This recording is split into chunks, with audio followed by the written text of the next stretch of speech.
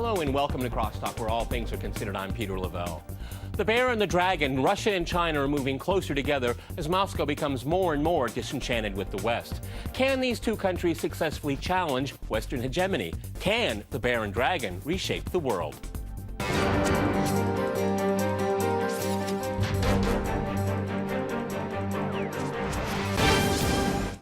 To CrossTalk Russia and China, I'm joined by my guest, Martin Hennecke in Hong Kong. He is chief economist at the Henley Group. And in London, we cross to Pepe Escobar. He is a Asia Times roving correspondent. All right, gentlemen, CrossTalk rules. In fact, that means you can jump in anytime you want.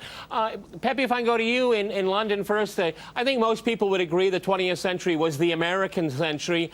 This century, who's it going to belong to? China, maybe China and Russia? What's your crystal ball say? No crystal balls. The 21st is going to be an Asian century, centered on China, including Russia, of course, because Russia is also an Asian power. The Eurasian century, in fact. This operates in many levels nowadays. Through the BRICS, of course, two of these very important, Russia and China, and now getting a closer relationship with India inside the BRICS as well. The Shanghai Cooperation Organization, they're going to have a summit soon this month where they're going to accept new candidates as well, and it's a counterpart to the warmongering NATO in the West.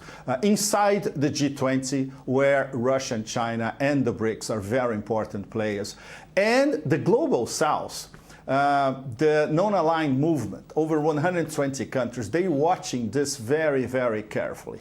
The bottom line is, for initiating our discussion, the whole developing world, the whole Global South is fed up with the current international disorder, in fact. And they are betting that Russia and China are striving towards a multipolar world, united with many top developing countries inside the BRICS and outside of the BRICS as well. So this is the beginning of a long road, and it has already started. So no wonder the Western Atlanticist elites are panicking big time. Okay, Martin, in Hong Kong, is this a good bet? I mean, what we just heard from Pepe here, the world is looking to China and Russia to develop a very strong relationship to essentially push back the West. Well, yes, I largely agree with the points just made. I mean, we are investment advisors, so we always see it a bit more, the whole thing from the investors' angle. And one thing we are very concerned about is now what's happening with Europe, because all through this supposed recovery that we have seen, whereas equity markets have been going up over the last couple of years, and similar in the US, the sovereign debt issue hasn't gone away that we have been warning about for quite some time. In fact, you've just seen France announcing they can't meet their budget deficit target. They're going to post 4.4% budget deficit or higher. Italy is back in recession and the sovereign debt has gone up, even though the interest yields or the yields on those sovereign bonds are at a record low. So they hardly have to pay any interest on the debt, but still they can't keep the debt under control. And now with the sanctions on Russia, that's not going to help at all either. So as a result of those recent developments, we would say maybe a good idea is to sell Europe and buy China, because China is going to profit from that. More business coming from Russia and to some extent also other countries. And by the way, from an equities investor's perspective, the Chinese market and also the Russian market are actually the best valued equity markets right now in the world. Pepe, I'm thinking back maybe like 15 years now, and Russia was just begging to be part of the Western club. Yeltsin, gave away almost, the whole kitchen and the sink thrown in with it. And then Mr. Putin comes to power and he's saying, I want to be part of the Western club too. And then he just became very disillusioned because the doors kept slamming on Russia. Now we have the Ukraine crisis here. I mean, the Chinese must be saying this is a gift from God. Oh, yes. For China, it's been a gift from God. And especially after... Okay, go ahead, Pepe. Go ahead. And Martin will slip in. After 9/11, that was a gift from God, in fact, from Allah, from Mohammed Atta, or whoever you want to call it, for China, because the U.S. took the eye off the ball. And the ball, we cannot forget that. When the Bush team came to power in early 2001, they were trying to organize their foreign policy. Okay, who's our enemy? And the enemy was China, of course, but obviously they could simply not organize a strategy against China. So a few months later, exactly, by the way, 13 years ago, we had 9/11, and then they started concentrating on the Middle East and Southwest Asia. Meanwhile, China was doing deals like crazy in Latin America, in Central Asia, in the Middle East, in South Asia. You know, starting the beginning of the new Silk Roads that we're talking about nowadays, they started the building blocks for the new Silk Road. In the beginning of the 2000s, in fact. That was when the official campaign, Go West in China, it really took off completely. And they went west, and they went to Europe, they went to Africa, they went to Latin America. So when the Bush team woke up to how the Chinese were spreading their economic tentacles all over the world, their response was AFRICOM, which is a militarized strategy in Africa. In Latin America, they had nothing because the Chinese had already struck excellent deals with Venezuela, Brazil, Argentina, basically buying their commodities and exporting Chinese manufactured products. In Africa, they had struck deals with at least 35, 36 African nations. In Central Asia, they were starting to discuss with many countries, including Turkmenistan, how to build gas pipelines to China. And in fact, they ended up building and striking a deal with Turkmenistan. And the Americans, by the way, they had nothing apart from war on terror. And later on, when Hillary started talking about a new Silk Road, that was just a pipe dream, literally, because you cannot build a Silk Road, American style, based in Afghanistan. All right, let me go to Hong Kong here. Let me go to Martin here. There's a lot to chew on there, Pepe. There, Martin, it's absolutely true. After 9/11, the Americans had the war on terror. They went and destroyed quite a few countries in the Middle East. All the while, China is building its trade relations around the world, and now we get to the point where the Europeans have alienated the Russians so much that the Russians will turn around and the deal of the century, maybe of the millennium deal between Russia and China for energy was struck a few months ago, and these two countries now are attached at the hip for decades. I guess Washington and Brussels really must be satisfied with themselves. Yeah, I mean, what you say is right. Originally, Russia has always been seeking, first of all, the closer relationship with Europe and to be part of that club, particularly Germany. I mean, the Russians really like the German technology, the German products. Even the food products, I mean, it might not seem significant, but now after the sanctions are implemented, I think Europe sees that this is really quite a significant part of the exports, and it does affect them. But then since that time, since Putin came to power, a few things have changed. So the Europeans haven't really come back the same way to the Russians as Russia has tried to develop the ties. And then China has been just leaping in terms of economic growth. And now, as you may know, as of this year, China is set by the International Comparison Program Statistics together with the World Bank. They released this purchasing power parity adjusted statistics by which China has already become the largest economy in the world, and they are the largest energy consumer already for some time. Now they have become, as of this year, the largest importer of oil from Russia. They may also soon, after that 400 billion deal was signed, become the largest importer of natural gas. And there you go, more and more developments are happening with China. There's also potential to perhaps have closer integration with Japan, or more exports to Japan and South Korea potentially as well, although they're not yet as close as Russia will be towards China. But yeah, to some extent, certainly also a blessing in disguise in terms of allowing Russia, which has found it quite convenient just to deal with Europe and just raise finances in Europe, etc., now to deal with quite a different type of culture in China. But certainly China is financially so strong that Russia shouldn't find it very, very difficult to shift some of their fundraising to Asia and of course a lot of their trade and sales as well. It's very interesting, and that's probably exactly what they'll do in this sanctioned environment here. And Pepe, but on the other side here, the European Union gets half of Ukraine and gets to bail it out. I think the Chinese, again, really must be kind of laughing out their sleeve. I mean, not only is the European economy very fragile, now they're in a position where they're going to lose any kind of chance of getting out of at least a light recession over the next few quarters. Look, I've been roving around Europe for over 2 weeks now, And I've been listening to horror stories from all quarters, in Amsterdam, in Rotterdam, Brussels, Paris, northern Italy, now in London. So Europe, essentially, the absolute bottom line. Third recession in 5 years. There'll be another recession next year. There'll be another recession 2015, 2016. This is a structural problem because it's the austerity policy, essentially. And our friends at the European Central Bank and in Frankfurt, and in fact, the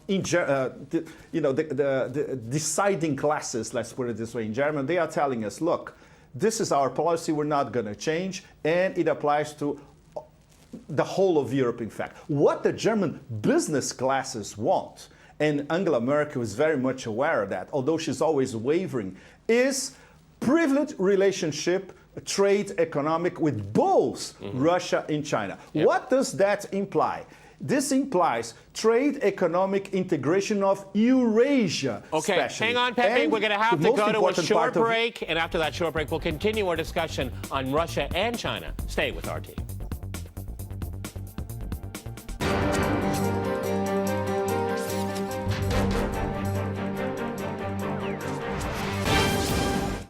Okay, Martin, I'd like to go back to you in Hong Kong. Because of this crisis in Ukraine, as I said in the introduction of the program, is that Moscow is getting more and more disenchanted with the West, particularly what's going on in Washington, and it's hurt its relationship with Europe, trade-wise. I mean, how is the West going to react to this? Because Russia does have options. It is turning, and there's ample evidence that Russia's turning east, particularly to China. I mean, how is the West going to respond to this? Because they like their hegemony, they like their dominance, but Russia and China together can be a real magnet. Other countries, as Pepe pointed out, will be pulled towards this alliance, if we can call it that. Yes, probably, and I don't really know how Europe will react to that Russia is moving east. It seems right now Europe is not really acting very much in its own interest. It's quite easy for the US to push for sanctions because they haven't really got very close trade ties with Russia, but for Europe it's really hurting themselves to a large extent. I would hope that perhaps if that most recent ceasefire holds, that things improve, and there's a de-escalation also in terms of the sanctions war. But it remains to be seen. Certainly, I'm quite worried about what's going to happen to Europe because they're already struggling with very, very high sovereign debt. Just to tell you some numbers, I mean, the average European sovereign debt is about 100%, and Russia's sovereign debt is about 15%, so much lower. And similar to China, I mean, the financial numbers are actually much better. So, one might just be worried a bit more in Europe. They trade at 3 times the valuation also of Russia and more than double the valuation of China. But one thing I do also want to point out in terms of Russia looking to China, to some people it seems like it's a one-way relationship, that Russia is just desperate to looking for another partner. But in terms of the energy, what's also very important to know is that China has got a massive pollution problem at its hands because it mostly relies on coal burning, and that's very polluting, which is why you see all these pictures in Beijing of the smog. And that's really something the government is trying hard to address. And one way to do that is through cleaner burning fuel, and that can be done through natural gas. In fact, there was an interesting report released by Greenpeace addressed to the Chinese government, released in September 2013, and it's called China Clean Air Plan to Slow Coal Consumption. And it says there in the report, the main focus of the plan is on increasing the use of natural gas because the solar energy, wind energy, etc. is nice, even they admit that, but it's not nearly enough. But natural gas is going to be available in reasonable volume, so to really be able to make a big difference. So that's one area where China definitely needs Russia absolutely. So it's not just a one-way junior or senior partner relationship. And also one last interesting thing that many people aren't aware of. I read an interesting poll from Pew Research Center the other day, just released in July.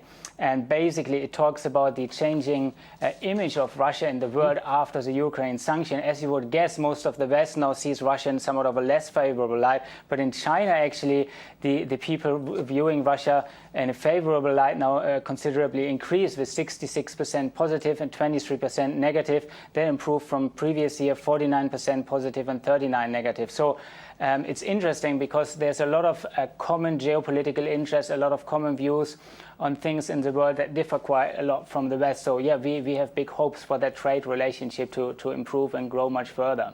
It's very interesting what Martin just said there, Pepe, because my impression is this Ukraine crisis is really a catalyst for much of what you've said. We've seen some trends over the years, over the last decade, but this is the real catalyst, because sitting here in Moscow and looking at Brussels and what they have done with this coup in February is that Moscow simply doesn't trust the European Union anymore. You know why? Because they lie. They lie. They don't keep their word. And this is something very important here, because they look east and they see partners that are honest. Maybe it's a hard deal to get, but they keep their word. It's very important to do that. And this is one of the primary reasons I think the Russian political class is just saying enough is enough. You know, they said, you know, look at the Ukraine crisis. You know, Russia should not have such a strong discount, you know, on gas going to Ukraine, because it keeps them weak and all that. And then after the crisis, they say, or during the crisis, say, no, you should keep that subsidy there, because we don't want to pay for it, okay? That's what it gets down to. They see the EU talking out of both sides of their mouth, and that's why turning to the East, where you have partners that do what they say and say what they do. Yes, that's a very important point, Peter, because the disconnect between Brussels, I mean the EU machine, the EC, the European Commission machine, and NATO, with the overall population and some of the best intellectuals in Europe, is absolutely staggering. I was talking this past few days, I was lucky enough to talk to some, you know, first-class intellectuals in Paris and in northern Italy, between Milan and Turin. And they all say the same thing. They are disheartened, they are depressed, they know about the disconnect, but they are marginalized because they do not follow the "there is no alternative" Maggie Thatcher style school of thinking, which predominates in Brussels. And the majority of the population, in fact, the former middle classes, wealthy middle classes in Western Europe, they're disappearing, and they see it disappearing because of austerity. They see the whole Ukrainian fiasco as a diversionary tactic, because you have the media, the big newspapers in Western Europe and the TV chains talking about Ukraine all the time, but they are ignoring the 3 recession in 5 years problem, which is the #1 European problem. There is no growth. And in fact, in terms of Italy, there's even negative growth in Italy nowadays. In terms of unemployment among young people between 18 to 25, Italy is now more or less like Spain. It's practically 50% of the future generations with no prospect of a job because of the austerity. And when you compare this to the policies in Brussels and the blind, as I call them, Brussels following Washington, which does not have a policy apart from splitting up Eurasia and preventing this Eurasian integration, which will include Germany as the leader of Europe and both Russia and China. It's an absolute disaster, in fact. The Chinese, when they look at this, it's Deng Xiaoping to the limit. They keeping a low profile, striking deals all the time. They are going to interconnect China with Europe via Eurasia, very important, bypassing Ukraine. When you look at all the Silk roads that are being built by the Chinese, via Siberia, via Central Asia, the Maritime Silk Road, they all bypass Ukraine. They don't counter, okay, because they know that Ukraine is they don't need that. And in terms of high-speed rail, telecom, and communications, who needs Ukraine? Nobody, not even Europeans. And people in Brussels, they also know they don't need Ukraine, especially because they don't have the money to pay Ukraine's bills, period. Okay, Martin, I think it's really interesting, because if you look at most Western media, their top stories, okay, you'll have ISIS, you'll have Iraq, you'll have Ukraine, you'll have that guy in South Africa that probably killed his girlfriend, but they said he didn't. And you just look at all those headlines there, and then I can see the Chinese leadership saying, "Good, these people are really preoccupied, okay, as we go around the world making great deals, not making much of a fuss. Oh, not carrying a suitcase of values to force on people. No wonder people like dealing with the Chinese." Yeah, absolutely. People are often preoccupied with Go ahead, Martin. with other less important stories, but I can tell you that the Chinese, have been very aware of what's going on around the world, and they have just quietly, there's the saying, "Bide your time and hide your abilities," in Chinese. I can't say it in Chinese though, but basically they have been living by that for quite some time. And while people maybe, in other countries occupied with not so important news and other things, the Chinese have been building their economic power. I mean, with long-term planning very, very efficiently. They have been also building up the globalization of the renminbi step by step. And I think with those recent developments and Russia-China relations also rapidly developing, there could be quite a big difference in terms of what's happening with the financial system globally, and also currency-wise, which is one thing I didn't mention before. The renminbi now is trading at a 6-month high, looking very strong, and the euro, the eurozone debt crisis maybe back soon, is relatively weak. So the dollar has been strong. We think though it may be quite temporary, because ultimately they have still similar problems as the eurozone in terms of the sovereign debt. You still see a very, very weak labor market, even if they increase interest rates, which everybody is talking about now. When is that going to happen? The problem with that is if you have very high debt and increase interest rates, that can exacerbate the debt crisis. So our bet, again, even currency-wise, would be on the renminbi rather than other bets. Pepe, when looking from Beijing to the West, it looks like, in the West, they're all arguing over the seating order on the Titanic. Look, and they are not talking about, I would say, the financial nuclear bomb ahead. A few analysts, I include myself among them, we've been talking about this for a while, which is the progressive end of the petrodollar. Progressive. Okay. It's going to take a long time, but the building blocks are already here. This means, among other things, a parallel SWIFT payment system, which will be launched essentially by Russia and China, and will include Iran. So we have two of the most important energy producers in the world and the #1 consumer buying and exchanging energy without the petrodollar. This is the major economic story in the next few years. All right, on that point, we're going to have to end it, gentlemen. We've run out of time. Many thanks to my guests in Hong Kong and in London. And thanks to our viewers for watching us here at RT. See you next time, and remember, CrossTalk wins.